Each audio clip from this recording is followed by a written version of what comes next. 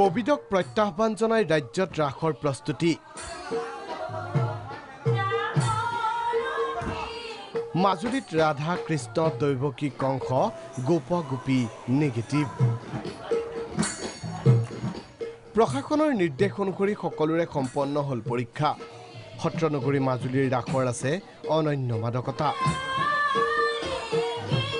ঐতিহ্য অক্ষুণ্ণ ৰাখি কৰোনাৰ মাজতে ৰাসলৈ প্ৰস্তুত মাজুলীবাসী 50খনতকৈ অধিক ৰংগমঞ্চত মঞ্চস্থ হ'ব ৰাস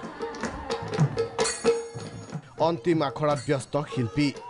সমান্তৰালকৈ বিশ্বনাথতো একেই পৰিৱেশ 113 বছৰ গড়কা গড়েহাগিত ৰাসৰ প্ৰস্তুতি তুংগত কোভিড বিধি মানি পালন কৰিব ৰাস আনপিনে